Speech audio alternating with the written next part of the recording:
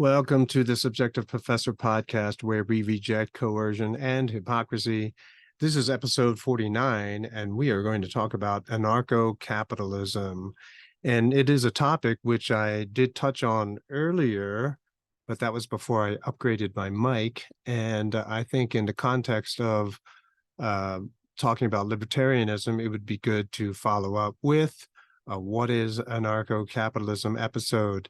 As I said before, I'm uploading these videos and audio clips to Rumble, YouTube, Apple, Spotify, and possibly a couple of other places, wherever my hosting site is uploading them. Anyway, so last episode, we talked about what a libertarian is, and maybe, I'm still getting used to this podcast format thing, but it might have gotten lost, the point that is. But basically, a libertarian is someone who believes in very little government interference in the free market.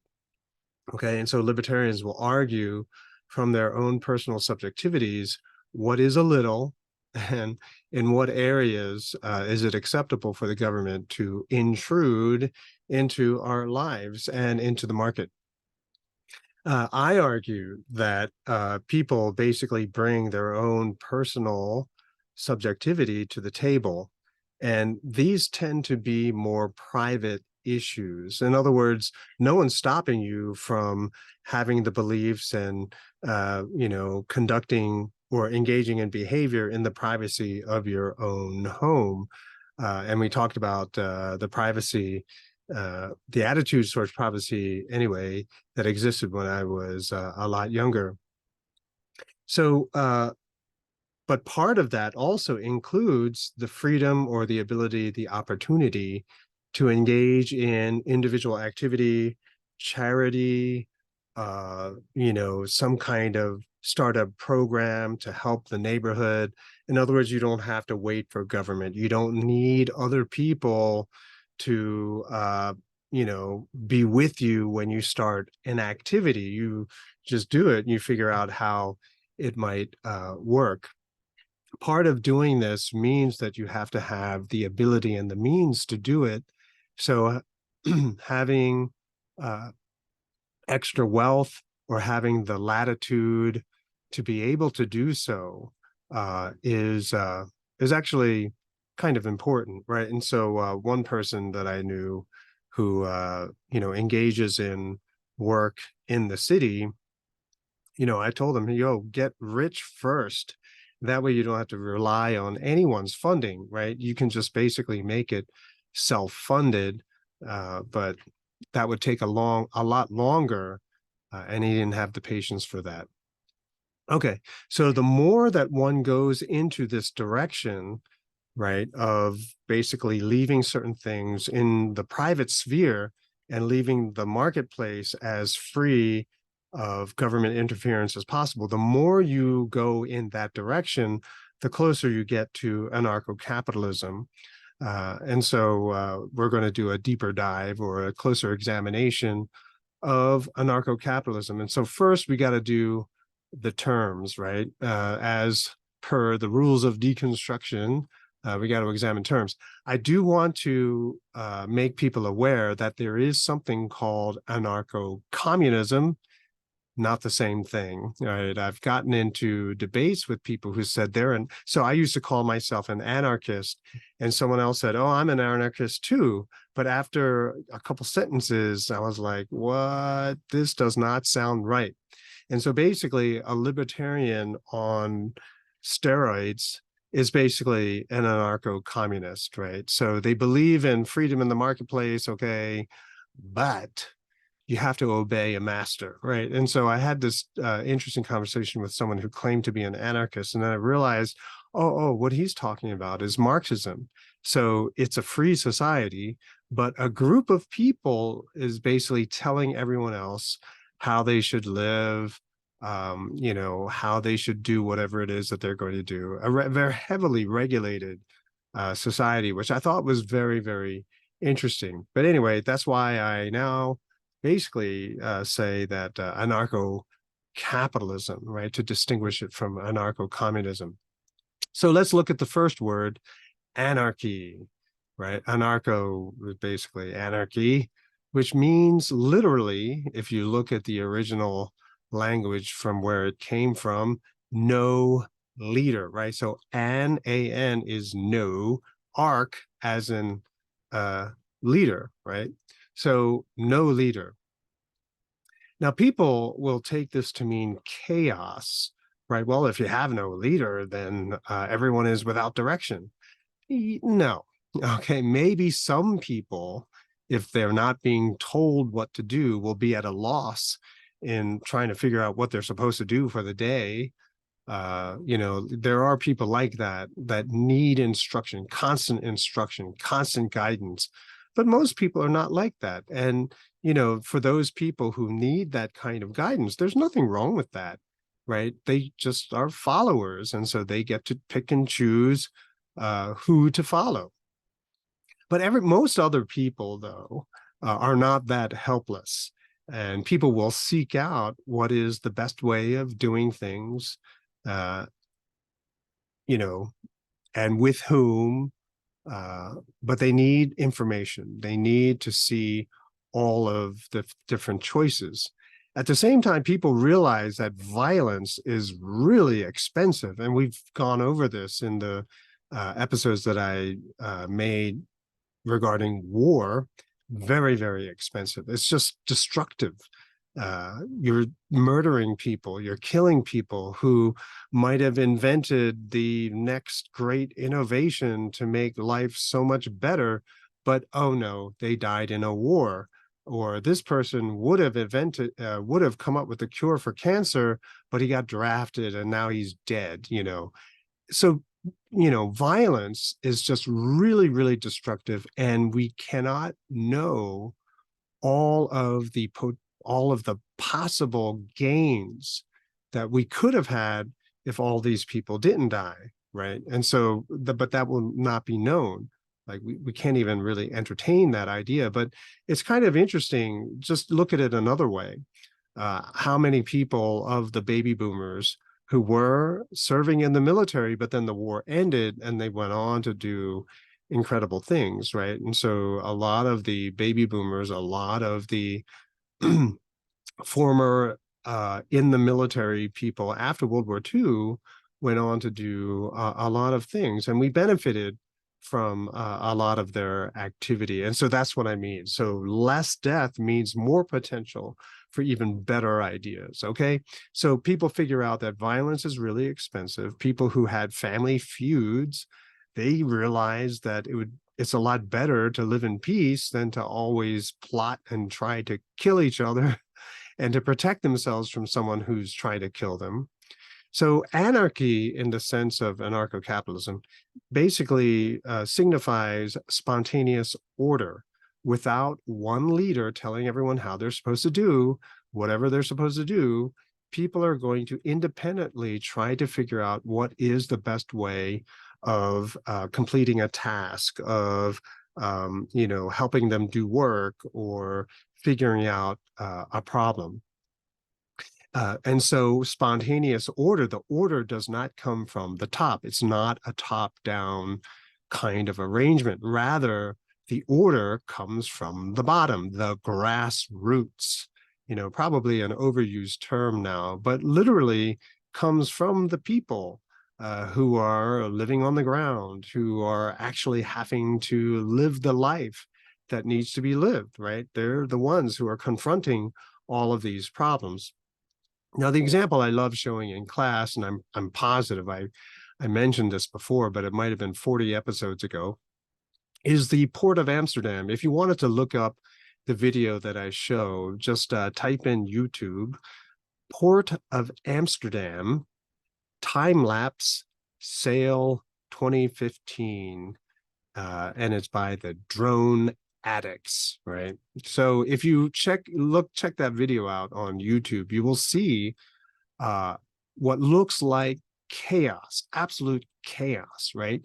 You got big ships, little ships, fast ships, slow ships, old ships, new ships, all these different kinds of boats, big and small, going through the port of Amsterdam. I mean, it is the busiest port in the world. I don't know if you know, when I think of port, I think of like a bay, but it's not like that at all. And nothing, it's New York is a city that never sleeps. This is a port that never sleeps, day or night. People are going through the port, even at night. If you imagine just how um, daunting a task that might seem to be, they do it.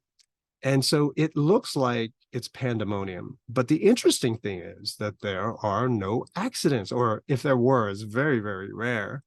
And so I've had students tell me that they went frame by frame looking at that video to try to find a collision. And obviously, it's not a complete, but the frequency of, I'm sure if there were accidents, they would be very, very rare, far in between. But it's not because the government imposed rules to govern the traffic in Amsterdam. No, it's the people who use the port. They don't want an accident because of all of the costs and the headache, and your boat now has to go into dry dock or be repaired. And so people are extra careful, which basically means you cannot be a newbie in that port, right? If you know nothing about boating, if you can't control or handle your boat very well, you're not going to go into that port, right? And so unless you're really experienced and you know what you're doing and you're familiar with the port, you're not going to get in there. And so that's the restraint, right? That is what challenges people to get better at sailing their boat. Anyway, so that's how, you have this spontaneous order. So society develops and exists not according to a leader who can be corrupted, right? Who they can got, right? But by the people who actually live there, do the things, have to, live on the ground. Now, that idea, that proposition might be really upsetting to a lot of people because, as I said before, they have a strong subjective preference for the way the thing should be. Well, the slow ships should go over there, the fast ones go over there, and so they're going to start, ordering the port so that's easier for them to be able to observe it. But see, that's the privacy thing, right? You can try to do that. You do that on your own in your bathtub and have all the little floaty boats in the bathtub with you, but you can't control others. You cannot tell other people, because remember, anarchy, there is no leader. No one has that ability to control others. So the privacy, all of the things that we think and imagine would be perfect, that we dream of in privacy, if we walk out our door and then we try to enact all of those beliefs or ideas and thoughts in public, now you begin to see the cost, right? Because see, now you have to interact with other people who have different subjectivities. And if you're not paying attention, you might get into an accident. Whose fault is it? It's the one who is stubborn and doubling down on their subjective vision of the way things should be instead of observing what's going on in society. Okay, so we can do anything we want in, well, more or less. And we won't get into the privacy thing. Just say that conveniently we're just going to put all that in the privacy thing, but we get tested, right? All of those ideas that we have privately, secretly, whatever, they get tested once we walk out our door. And we can use that experience, that information to inform and perhaps even change and influence whatever we're thinking about in private. Okay, so the second term in anarco-capitalism is capitalism, of course, and I explained it already in one of the earlier episodes, but, let's just summarize it again. The way I define it, just because of the way that we're conducting this podcast, is the ability to buy and sell whatever one wants to whomever what one wants for whatever you want, okay? So obviously it goes for everyone. So you might say, well, I want to sell my pencil for $100, but if no one wants to buy it, see, then you have to reconsider the cost, right? It's funny, I used to talk about that. There is something called iPencil, and I don't know exactly who the first person to come up with the pencil illustration is, but Milton Friedman talks about it in his Free to Choose series. And I love it. It was the most incredible, life-changing story outside of scripture, that I've ever read, because it solved the racism issue for me. And I talked about that in, I think, like episode 8 or something like that. So anyway, so I said, you could make one yourself, but then you'd sell it for like what, $100? Who wants $100 pencil when you can buy like I don't know, thousands of them for $100, right?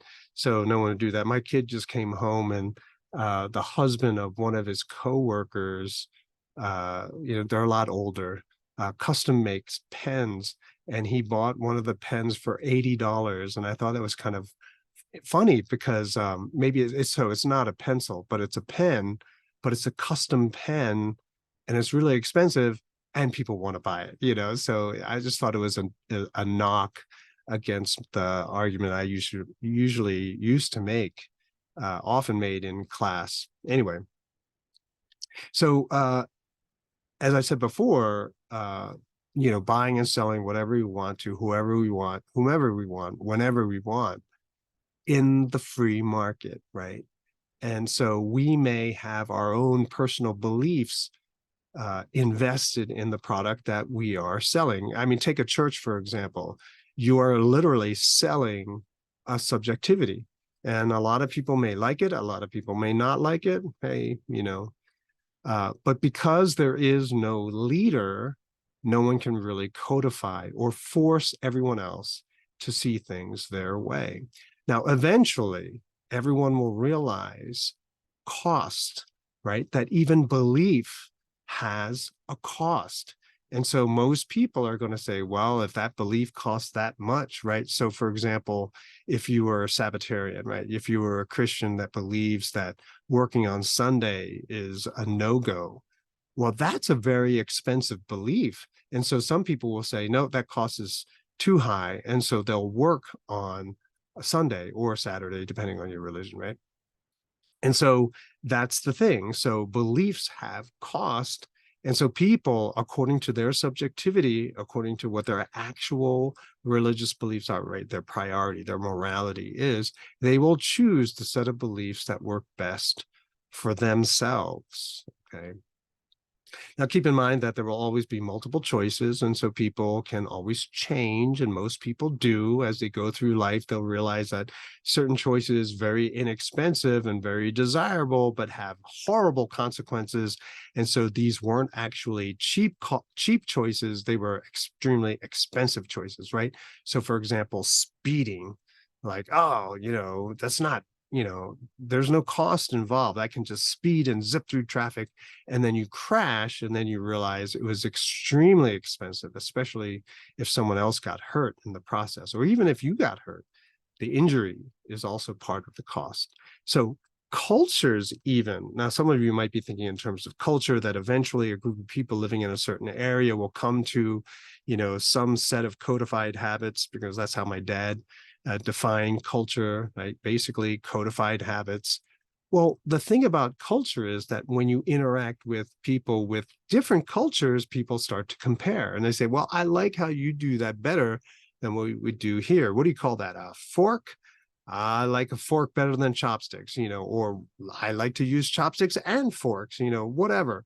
So you can see that as cultures interact, people are doing this negotiation in terms of which cultural beliefs are more desirable, taking in consideration also the cost, which includes consequence. Now, in this perspective, then, anarcho-capitalists are libertarian, right? They don't want interference from the government, but it's much more extreme, right? So personally, for me, when my students used to ask me, they were like, what are you? And I said, I'm an anarcho-capitalist.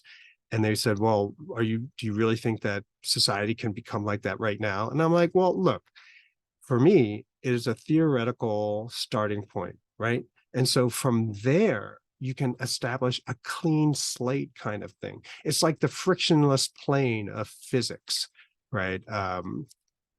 So it's theoretical, but in an ideal, perfect world, this is what would happen, right? And so it allows us to sort of set up thought experiments, right? And trying to go for what may be possible to generate creativity, right? New ideas. And so to me, to use the anarcho-capitalistic framework as a starting point generates more ideas, right? So instead of having to defend or rehash certain ideas that everyone keeps bringing up, what would be a fresh way of looking at it? And personally, and this is just for me, but it's an idea that I'm floating out to help other people come up with ways to develop innovative ideas, creative solutions to situations, right? And so for me, this is how I can get a fresh look, sort of get a creative inspiration. I do this all the time, actually. In a perfect world, okay, so how would this play out? I do this all the time. Now, as a society, however, we live in a society that's absolutely, totally, ever increasingly more under the control of the government, especially with CDBCs, all the monitoring of our phones and our emails. They're already starting credit score in China, facial recognition, et cetera, et cetera. So, that's the direction that society is going. I would be more than happy for baby steps in the other direction towards freedom, anarcho-capitalism. Even if it's not a perfectly, entirely 100% anarcho-capitalistic world, I don't care. As long as we're not moving in the opposite direction, which is more authoritarianism, right? So anarcho-capitalism, to me, is the alternative, the opposite direction of doubling down on narrow subjective perspectives, which is creating a box. And remember, boxes are bad. Remember, people say, let's get out of the box. But if you double down on some subjectivity, which you think is innovative, right? What you're really doing is constructing a box. And remember, hope is not in the box, right? And so hopefully this explanation, along with yesterday's episode on what is a libertarian, makes this a little bit clearer. And obviously everyone's going to disagree and walk away with their own interpretation. That's cool. But at least the broad strokes of it, right? And for me, anyway, the theoretical starting point for a lot of the things that I discuss on this podcast. Well, I will talk to you in the next episode.